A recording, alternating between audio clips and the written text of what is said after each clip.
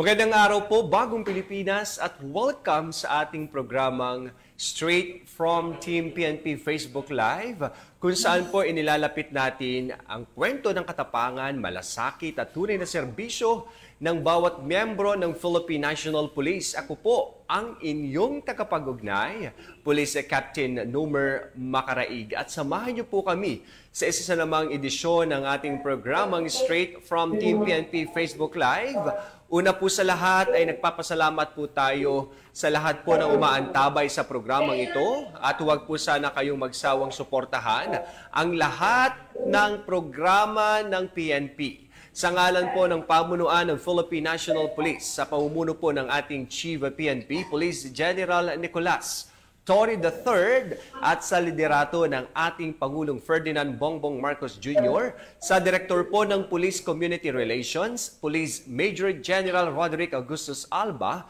at sa Direktor ng Police Community Affairs and Development Group, Police Brigadier General Marvin Joe Saro. Muli po, magandang araw po sa inyong lahat. At para po sa kalaman ng ating mga ka-PNN at sa lahat po ng nakaantabay sa ating programa, ang bawat awardee po, dito sa Ignacio B. Jimenez Outstanding Police Service Awards ay hinirang ng kanilang mga kasamahan na nakatataas at miyembro ng komunidad bilang pagkilala sa kanilang patriotismo, integridad, tapang at maging ang social responsibility. Ito po yung mga prinsipyong pinangangalagaan ng Junior Chamber International o JCI Manila at ng Ignacio B. Jimenez Foundation, maging po ng Ramon Magsaysay Foundation Awards. Ang taunang pagtitipong ito ay paraan upang ipagdiwang ang walang humpay na pagsisikap ng PNP para sa pampublikong kaligtasan at proteksyon ng ating sambayanang Pilipinas. At ngayong araw, special po ang ating dalawang munang panauhin na kabilang sa 20 pili at natatanging miyembro ng PNP na pinarangalan sa katatapos lamang na 6th Ignacio B. Jimenez Outstanding Police Service Awards 2025 noong nakaraang June 23 sa Ramon Magsaysay Center sa Malate, Manila. Kaya po, samahan niyo po ako na i-welcome at kilalanin natin ang dalawa nating huwarang pulis ng ating bansa. Ayan, sila po ay sina Pulis. Ayan, Colonel Sandro J. Tafalia, ang Chief of Police ng Las Piñas City Police Station at Police Major Philip Ines mula po sa Manila Police District. Sir Sandro and Sir Philip, good morning po at welcome po sa ating programang Straight from Team PNP Facebook Live. Okay, muna, no? Nomer, by the way, Nomer, thank you rin sa pagkakataon at sa ating mga viewers ng ating programa dito sa Facebook Live. Good morning at thank you sa pagkakataon. Okay, marami pong salamat Sir Tafalia. Ayan, at how about kay Sir Ines? Good morning, Sir Ines. Yes, Sir Maki, isang mapagbalat, kalmadong umaga sa'yo. Ganun din siyempre sa aming idolo. Kay Sir Sandro Tafalia ng Apole, nagmamalaki namin. At saka siyempre naman yung mga kasama natin dyan sa studio. Muli sa ngalan ng aming punong taga-Timon, Brigadier General Benigno L. Guzman. Ako si Police Major Ines at nakaantabay kami at palagi nakaangat ang aming kalasat para bantayan ang ating mga kababayan dito sa lungsod ng Maynila. Okay, marami pong salamat Sir Ines at syempre sa lahat po ng ating mga kasamahang pulis dyan sa Las Piñas City at sa Manila Police District. Good morning po sa inyong lahat. Ayan, marami pong salamat at ipinahiram nyo po muna yung precious time ng ating dalawang matitikas sa pulis para po sa ating programa dito po sa Straight from Team PNP Facebook Live. Sir Tafalia, maaari niyo po bang ibahagi ang mga naging kaganapan nitong katatapos lamang na Ignacio Jimenez Awards 2025 at isa nga po kayo sa 20 natatanging pulis na kinilala ng prestihiyosong awards na ito? Yes, Nomer, ang nakaraan nito, nagkaroon tayo ng parangal kung saan ito ay natinan ng ating TDC, Pangulo ni Major General Jose Medencio Santos Jr. He represented our PNP who has important activity during the time. At yun nga, nagkaroon ng parangal sa 20 commission and commission officer ng Philippine National Police na nakasign dito sa Luzon. So, yun nga, unang pagkakataon sa pagkaalam ko na nagkaroon ng parangal sa pulisan ng Luzon. Before kasi, Metro Manila. So, this time, sa pagkaalam natin, Luzon. So, yun, we are very grateful nga and honor sa GCA Manila through the National Women's Foundation na nag-recognize at nagbigay ng parangal sa atin sa ating humble accomplishment sa Philippine National Police, particularly sa akin sa Las Piñas at sa ganoon sa mga kasamahan ko sa Metro Manila, yung Manila at 5 pa nakasama ko dito sa Southern Police District. So we are grateful sa organizer at sa pagkilala sa atin. So ayun. So ano nangyari sa nakaraang linggo na yun. But prior to that, meron pong mga interview, deliberation, at meron din po tayong firing before po igawad sa ating parangal. So yun po, number. Okay, maraming salamat po Sir Sandro at nakakatuwa naman sir na meron pong isang tulad ng JCI at Jimenez at Ramon Magsaysay Foundation po na kumikilala sa husay, tapang, integridad at galing po ng ating pambansang pulisya at sa pagbibigay po ng pagkilala. At ito po ay magsisilbing inspirasyon at motivation po ng bawat pulis para mas pagbutihin pa natin ang ating pagbibigay serbisyo sa ating mga kababayan. And kay Sir Ines naman po, Sir Ines, maaari niyo po bang ibahagi, dahil alam ko po sir, marami po ang mga na-nominate, marami po ang mga na-recommend, marami po ang nagpasa ng kanilang mga folder at ang kanila pong entry, pero 20 lang po ang napili. Sir Ines, maaari niyo po bang ibahagi sa ating mga tagapanood ano po ba yung mga naging aktibidad po ninyo dyan po sa Metro Manila, dahil alam naman po namin kung gaano po kayo kahusay at kagaling na pulis. Bahagi lang po natin kung ano po yung mga naging accomplishments po natin, sir.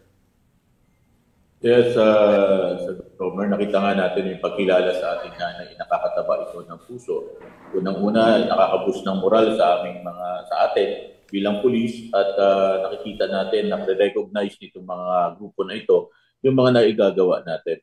At patuloy natin pinapanawagan ito sa ating mga kasamahan na patuloy natin na gumawa tayo ng tamang ayos sa ating trabaho. At unang-una, palagi natin tignan ano ba yung kaya nating maibigay sa organisasyon at hindi yung ano yung mabibigay ng organisasyon sa atin. Darating ang panahon na Sir Nomer na lilipas din tayo.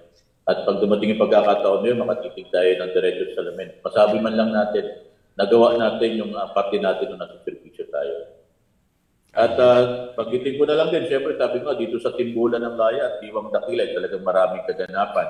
Ito yung sentro ng komersyo, sentro ng ating bansa. Kung saan nga, ito nga ang kita natin, walang markadong pula ang kalendaryo ng mga pulis Maynila. Tuloy-tuloy. Ngayong alas 10 ng umaga, magkakaroon kami ngayon dito ng destruction ng non-evidence ng mga terminated cases dito sa harapan natin, dito sa MPD mismo, at nandito rin yung executive judge natin ng MPC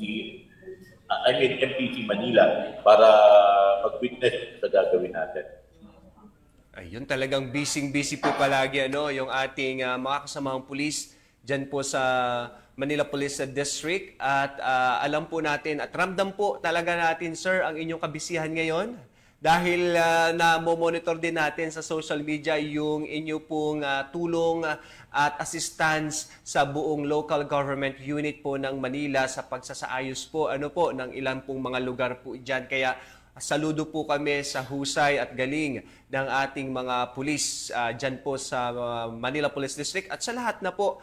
At ganun din po, for sure, ang siste ng ating mga pulis dyan po sa Las Piñas City Police Station. Talagang hindi rin din po yan nagpapahinga. 24 oras din po silang tumutugon at nagbibigay ng assistance sa ating mga kababayan. Sir Sandro, kamusta po dyan sa Las Piñas po ang ating pong istasyon dyan at ang ating mga kababayan?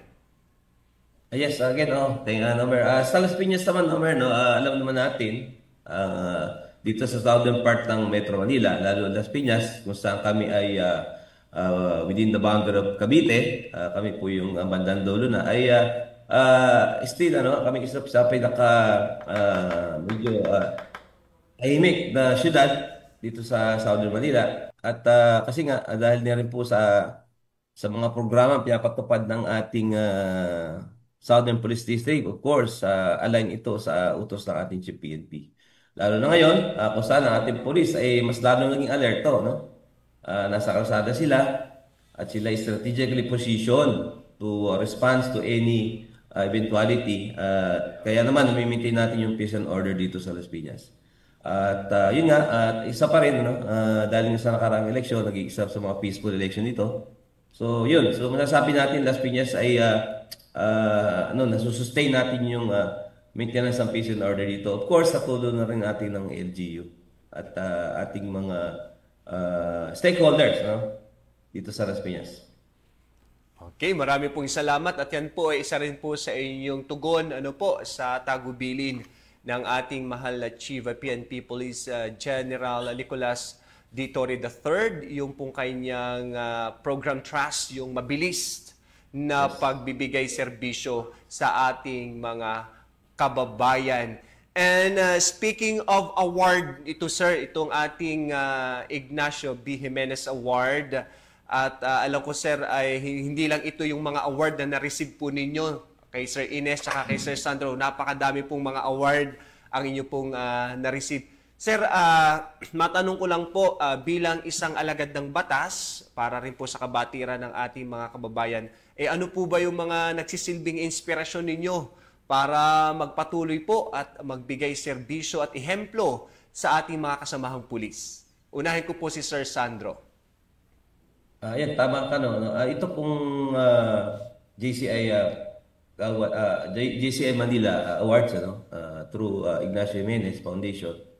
Ito po ay unang-una kami po ay recommend ng mga kakilala ng mga dating awardee at active member ng GCA dito sa Metro Manila, lalo sa amin sa Las Piñas, kung saan kami po ay sumailalim sa interview at nagbigay din po kami ng mga humble accomplishment namin as a stint of Chief of Police at gayon din po yung mga nakaraan naming assignment, no?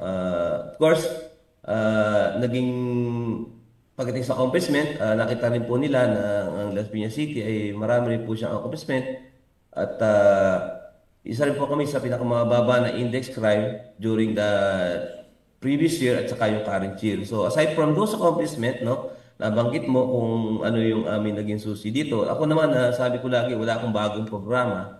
Ang akin na pong ginagawa is yung normal police duty kung saan ginagawa natin ito consistently, through giving of honest, good example, good leadership. Kasi naniniwala ako na ang mga tao natin talaga tinitingnan tayo mga opisyal, yung ating ginagawa, yung ating sinasabi.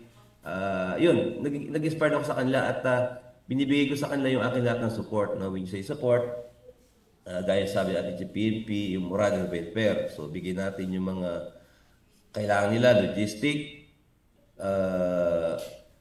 action plan, and leadership. Kasi, naniwala ako na pag kaya bigyan natin sa tao natin, they are inspired to do yung kanilang task na binigay sa atin. Sabi nga nila, kailangan maging mag-inspire ka sa kanila, matupad, ma-accomplish yung mission. Isa rin po kami sa Las Piñas na for the past 1 year, yung aming po 10 most top most wanted. Meron po kami sa aming top most wanted monthly na 10 yun. So for the past 1 year, na 100% nahuli po natin yun na yung ating top most wanted monthly. So yun, isa rin po yung nabigay sa atin ng isang malaking impact. At isa lang. Pero gaya na sinabi mo, ano ba nag-i-inspire sa Las Piñas? Of course, yung guidance ng ating district director, yung ating RD at ating Chief PNP sa ngayon, yun ang aking ginagawang guiding principle para pakita sa tao natin na kaya naman natin gawin yun. Kaya natin gawin yung mga pinapagawa ng ating mga heads, Talagang tayo naman may logistic, mayroon tayong mga kagamitan, yung nga lang kulang, pero due to proper management, deployment, utilization, nagagawa natin ng maayos ang ating trabaho. So yun lang, yun ang ating isa ko sa mga sabi lagi sa tao ko, wala namang kailangan bagong programa. Ang kailangan lang ay gawin natin yung mga existing program ng honest to goodness. At of course, yung close supervision. Ayun, talagang idol talaga natin si Sir Sandro. At kita at ramdam po ng ating mga kasamahang pulis at ng ating mga kababayan dyan sa Las Piñas, Sir, ang serbisyong ipinagkakaloob po ng ating kapulisan dyan. At yun po ay dahil na rin po sa tulong, suporta ng ating local government units at maging ng ating mga stakeholders sa inyo pong nasasakupan. And syempre, ganun din po, for sure, ang inspiration ng ating tagapagsalita ng Manila Police District, si Sir Ines, dahil napag-alaman din natin na si Sir Ines pala ay napakadami rin ng designations. Hindi lang po siya ay PIO dyan sa Manila, siya rin po talaga ang punong abala kapag po may mga hostage negotiation dyan po sa inyong nasasakupan. At si Sir Ines din po ay regular din po natin yung host dito po sa programa ng PNP, ang Sumbong Nyo, Action Agad. Sir Ines, kamusta po yung inyong mga programa at advocacy dyan sa Manila Police District na kung saan ito po ang naging susi rin para po kayo po ay kilalanin bilang Ignacio Jimenez Awardee, Sir Ines? Yes, Sir Nomer, nakita nga talaga natin, katulad ng binigit ko kanina, wala talaga po ang markadong mula sa kalendaryo ng mga Police Manila. Talagang nandito yung sentro ng gravity natin, kung saan nga, dahil ako yung spokesperson dito at ang PPIO, inaangat natin yung imahe ng ating kapulisan at ipinapakita natin yung magagandang mga nagagawa ng ating mga pulis. At marami talaga tayong mga pulis na gumagawa ng tama at mayroon tinatawag natin malasakit at passion sa kanilang ginagawa. Yun ang ipakita natin sa ating mga kababayan. At katulad nga ng bagit nga niya Sir Sandro kanina, marami tayong ibang estrategiya ginagawa dito. At nakita natin dito, Sir Nomer, na hindi nagkamali ang pamanuan ng Manila Police District sa mga iba't ibang estrategiya ito. Saan nga pag nakikita natin yung mga pinapagtugma natin statistika ng mga krimen linggo-linggo, ay nakikita natin na talaga may pagbaba. May kaganapan dito sa lungsod ng Maynila kung saan alam naman natin na napakarami ng tao ng lungsod ng Maynila, mahigit 2 milyon. So kung ganun karami ang tao, talaga may mga mangyayari. At kung hindi namin napigilan ng krimen, nakikita naman natin napakataas ng aming crime solution efficiency. Ibig sabihin lang ito, kung may mangyaring krimen, nasusolvagan natin. At yung mga nagtatago sa batas, nakita natin na ang dami natin accomplishment dyan. At ganun din yung mga iba-iba ba nating mga anti-criminality operation. Nakikita natin yan everyday. Kini-check ko yan, everyday tinitignan natin yan. At doon nakikita natin kung saan ba talaga patutungo yung ating mga ginagawa. At nung nakarang linggo, bilang ako yung duty officer, nag-inspect ako doon sa ating mga area dito sa Maynila. Nakita natin yung dedikasyon ng mga pulis natin na talagang pag sinabi natin yung ganitong oras na response, nakita natin na andyan agad. Ang mahalaga yung ating commitment natin sa mga tao na sabi nga natin we need to serve and protect them. Makita nila na ang pulis nyo po, pulis ng Pilipino, ay kayang gawin yung inatang na trabaho sa kanila. At nakita naman natin yan dito. Marami tayo dito mga kababayan sa lungsod ng Maynila na umaasa sa ating mga kapulisan. Lalo na yung servisyo natin mabilis. Katulad ng sinabi nga kanina ni Sir Sandro, yung guiding principle ng ating ama, ng ating hanay, na maramdaman tayo ng ating mga kababayan, maramdaman, makita, at magmarka tayo sa ating mga kababayan. Sabi nga, pag dumating yung panahon, Sir Maki, na lilipas tayo, sabi nga natin, panghinayaan tayo, yung pala yung binabanggit dati. Pag mistulan tayo asin sa mga tao, nawawala ng panlasa, lang para sa mata nilang mapanglaw. Dahil tayo ay pulis. Pulis tayo ng Pilipino, pulis tayo ng Panginoon. At akayin natin mga kapwa natin mga pulis. At palagi natin inigitan yung be a good shepherd to them. Sabi nga natin, akayin natin itong mga ito, maging mabuting tayo pastor sa kapwa natin mga pulis.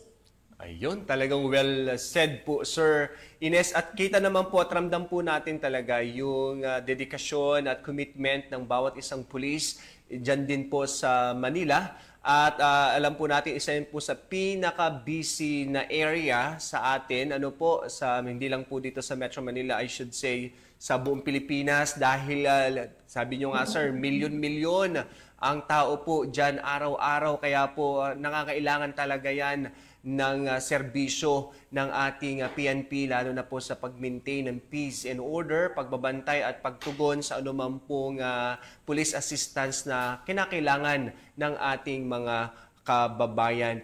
At alam ko sir, kayo pong dalawa, si Sir Sandro at si Sir Ines, ay talagang truly an epitome of a good cop, inspirasyon po ng ating mga kasamahang pulis. At kayo po ang niluluk namin na mga officer sa hanay po ng pambansang pulisya. At alam ko sa lahat po na nakakakilala sa ating dalawang pulis, talagang kayo po ay ehemplo at tunay na inspirasyon. Kaya po sa pagkakataong ito Sir Sandro, baka meron po kayong nais munang batiin or pasalamatan, lalo na po yung ating mga kasamahan po sa JCI sa pagkilala po sa inyo pong husay at galing bilang isa sa mga awardee.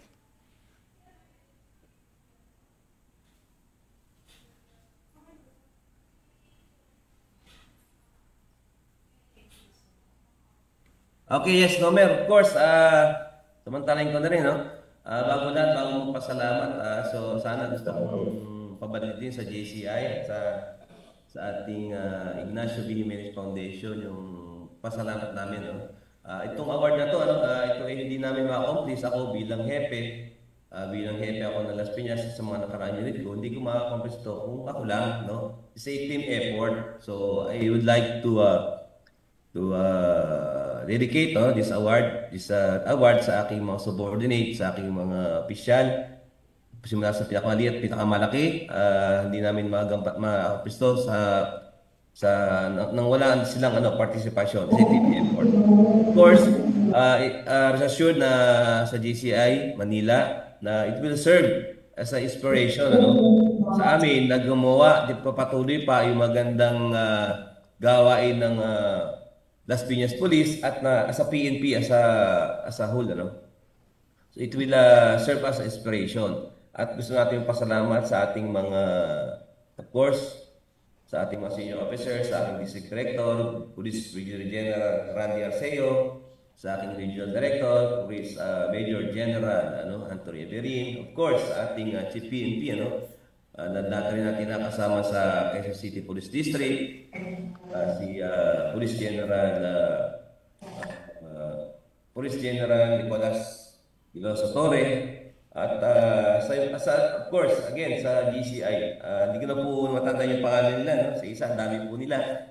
So maraming salamat at sana po ito ay magsilbing inspirasyon sa iba pang mga pulis regardless of their rank na mayroong taong may mga organisasyon out of the PNP na tinitingnan tayo sa ating mga kilos. Ito is a prestigious award. It came from the private non-government organization kung saan bibigyan nila tayong pahalagan.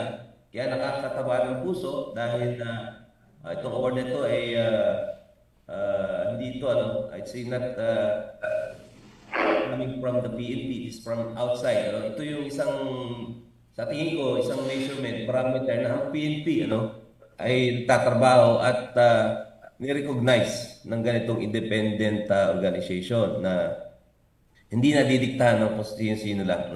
So again, thank you very much JCI Manila and Ignacio Jimenez Foundation, and again, magsisilbi itong inspirasyon na pagpatuloy pa namin yung aming mga gawain, ang mapagbigay inspirasyon sa tao, pagbigay mabilis na public service, at makapag-inspire din sa mga other junior officers at PNCO na tularan ang aming mga gawain at maging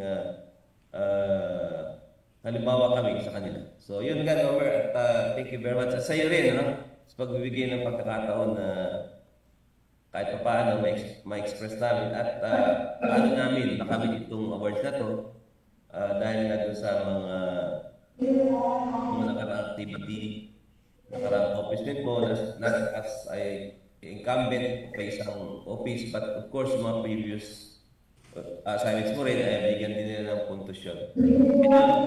Thank you very much. Thank you, Sir Police Colonel Sandro J.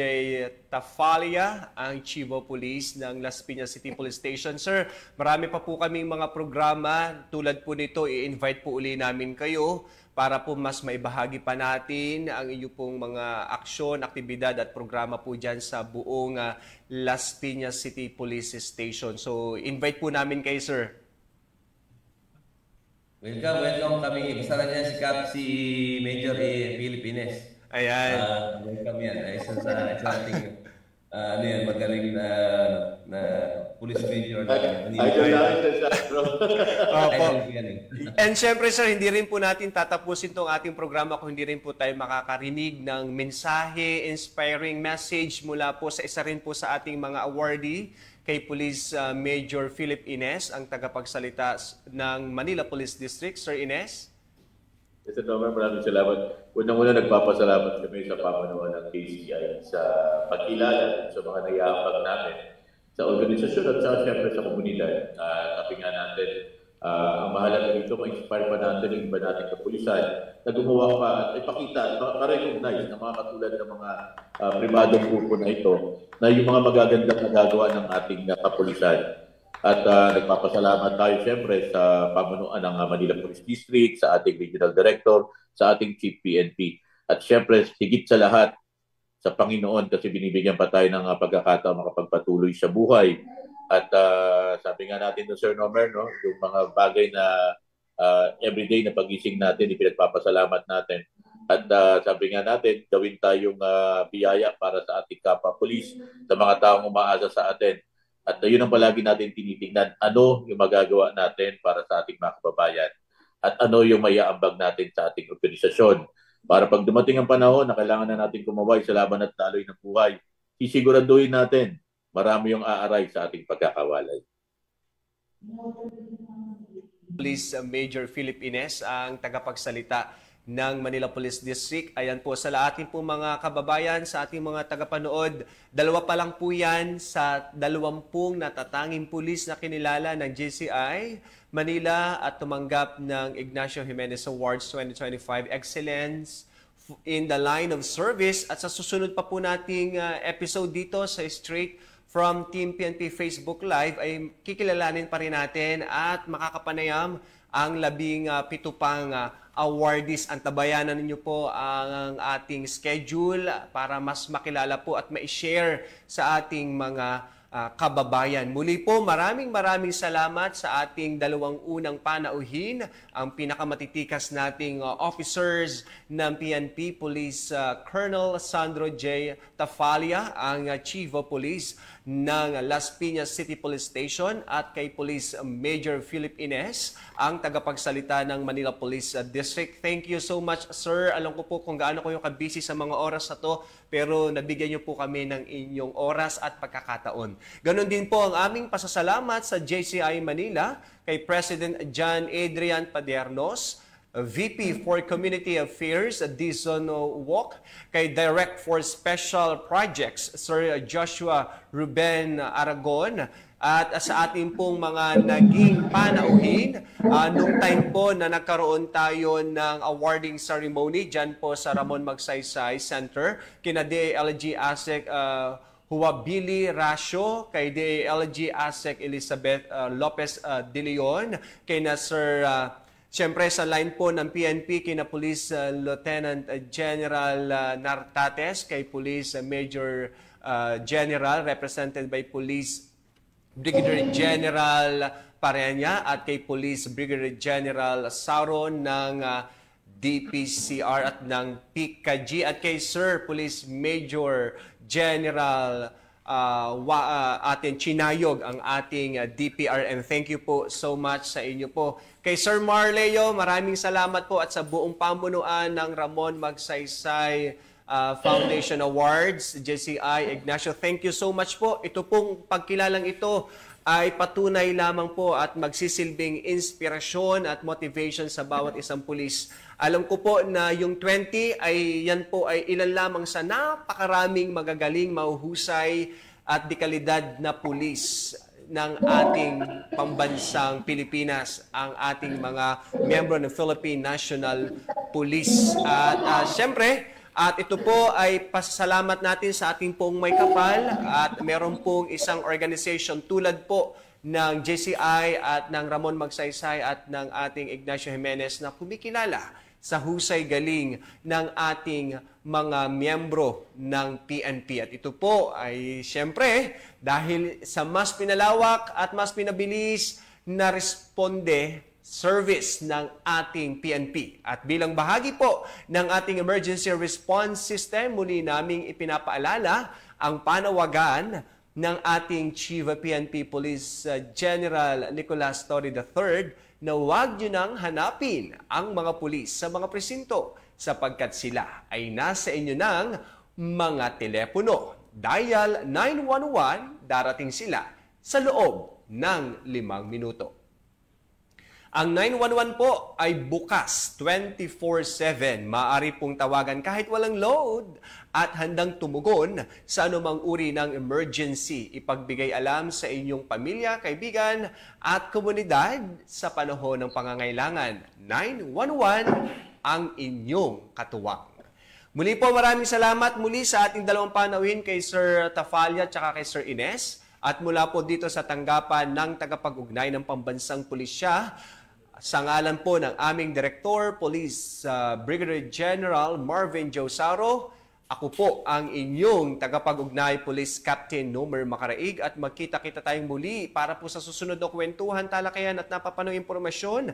Kasama pa rin ang ilang pa nating mga JCI awardees. Dahil dito sa Bagong Pilipinas, ang gusto ng pulis, ligtas ka. Ito po ang programang Straight from Team PNP Facebook Live.